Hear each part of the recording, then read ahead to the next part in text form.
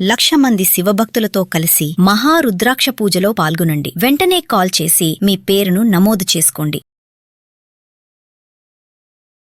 నమస్తే, welcome back to Suman TV. Present మనతో పాటు ఉన్నారు అనలిస్ట్ మదర్ కృష్ణారెడ్డి గారు. నమస్తే సార్. నమస్తే మేడం.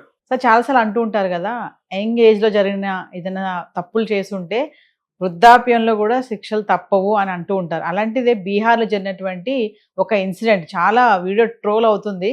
అతను 85 సంవత్సరాల వృద్ధుడైన ఆయనకి 1992 సంవత్సరంలో అప్పుడు చేస్తే మిస్టేక్ 82 సంవత్సరాల తర్వాత ఇప్పుడు శిక్ష పడింది. అది కూడా ఆయన వృద్ధాప్యుడు అని చెప్పేసి అసలు నడవడానికి కూడా రావట్లేదు ఆయనకి.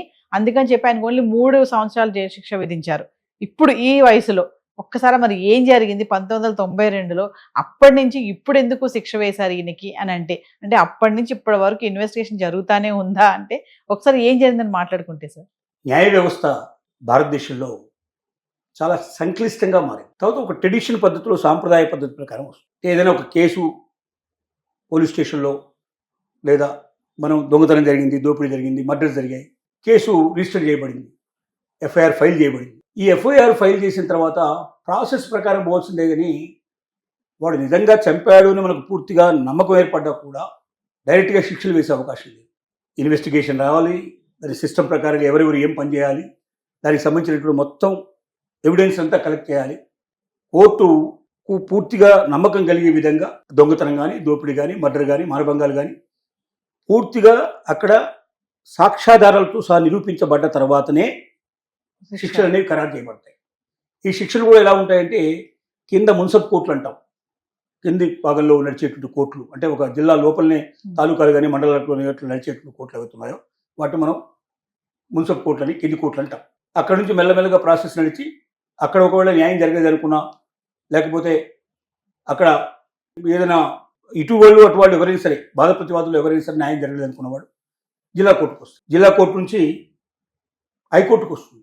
హైకోర్టు నుంచి సుప్రీంకోర్టుకి వెళ్ళదు. మళ్ళీ సుప్రీంకోర్టులో కూడా హైకోర్టులో కూడా బెంచెస్ ఉంటాయి.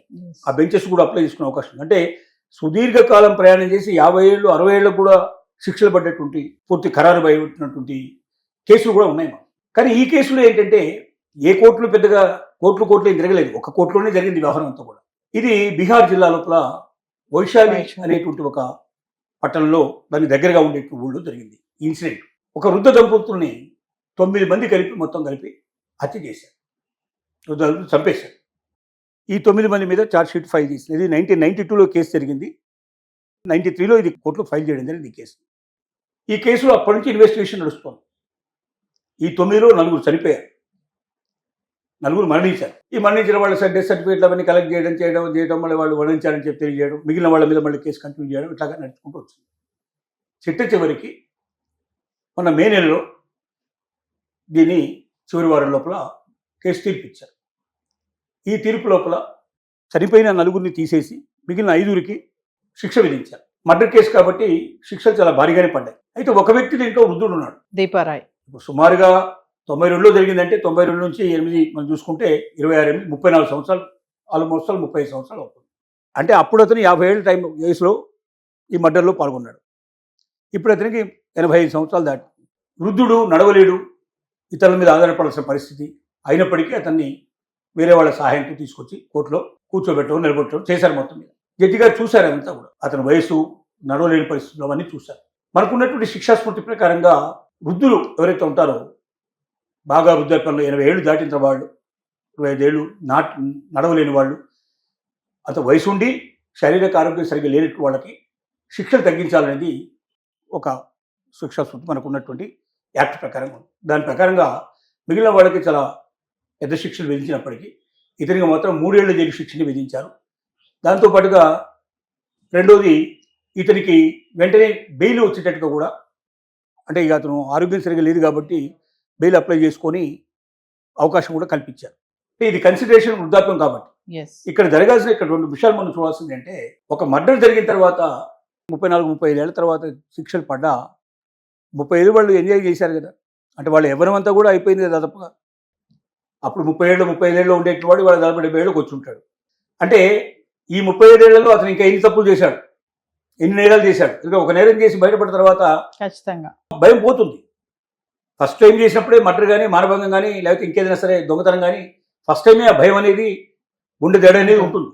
ఒక్కసారి అలవాటైపోతే ఇక చాలా ఈజీ అయిపోతుంది. ఫస్ట్ టైం చేసినప్పుడు ఎవరు పట్టుకున్నాడు, సెకండ్ టైం కూడా దొరకకుండా మనం తప్పించుకోవచ్చు అనే ఉద్దేశంతో ఈ 35 ఏళ్ళలో వాళ్ళు ఎన్ని తప్పులు చేశారు, ఎన్ని పొరపాటు చేశారు, ఎన్ని నేరాలు చేశారు అంటే నేరానికి మనం ఒక అవకాశం కల్పిస్తున్నాం. డిలే ఈజ్ ది జస్టిస్ డినే అన్నారు. అంటే ఏదైనా ఒక నేరాన్ని తొందరగా ఆ నేరస్తుల్ని మనం శిక్షించకపోతే అది ఒక రకంగా నేరాన్ని మనం తొలగించినట్టే, అంటే ఆ నేరం లేకుండా చేసినట్టే వాడి మీద అనేటువంటి ఒక భావన కూడా మనకు చాలామంది చెప్పేటువంటి పెద్దలు చెప్పేటువంటి విషయం. కాబట్టి మన భారతీయ శిక్ష సంస్కృతి మారాలి. 35 ఏళ్ల తర్వాత కూడా వాళ్ళకి శిక్షలు పడ్డాయని మనం సంతోషపడవచ్చు, కానీ 35 ఏళ్లలో జరిగిన ఘోరాలెన్నో నేరాలెన్నో మనకు తెలియదు. కాబట్టి వెంటనే ఇప్పుడు అమెరికన్ కాన్స్టిట్యూషన్ కానీ వెస్టర్న్ కాన్స్టిట్యూషన్లో కానీ ఏదైనా జరిగితే వారాలు నెలల లోపలనే శిక్షలు పడే అవకాశం ఎక్కువగా ఉంది. కొన్ని కేసులు అక్కడ కూడా దీర్ఘంగా నడిచే అవకాశం ఉంటాయి, కానీ అవి చాలా పెద్ద కేసులు, చాలా మిస్టీరియస్ కేసులు ఉంటాయి. కానీ మామూలు కేసులను కూడా 90% of the cases within weeks and months లోపలనే కంప్లీట్ అయిపోతాయి. అలాంటప్పుడు ఏమవుతుందంటే దొంగతనం చేయాలన్నా, ఇట్లా నేరాలు చేయాలన్నా మనుషులకు ఒక భయం అనేది ఉంటుంది. తొందరగా పట్టుబడతాం, అనవసరంగా మన జీవితం నాశనం చేసుకుంటూ అవుతున్న ఉద్దేశంతో దాని వైపు పోకుండా ఉండే ప్రయత్నం చేస్తారు. కానీ 35 ఏళ్ళకి 50 ఏళ్ళకి శిక్షలు పడే పరిస్థితి ఏర్పడితే చాలామందిని మనం ప్రోత్సహించినట్టు అవుతుంది, నేరాలు ఎక్కువగా జరిగే అవకాశం ఉంది. కాబట్టి మన న్యాయ వ్యవస్థలోనే మార్పులు సమూలంగా రావాల్సిన అవసరం ఉంది. వీలైనంత తొందరగా నేరాలు చేసిన వాళ్ళని పట్టుకోవాలి, శిక్షలు భయంకరంగా వేయాలి. భవిష్యత్తులో మళ్ళీ వాడు చేయాలంటే కూడా భయపడే పరిస్థితి క్రియేట్ కావాలని మేధావులంతా కోరుకుంటున్న విషయం. Thank you.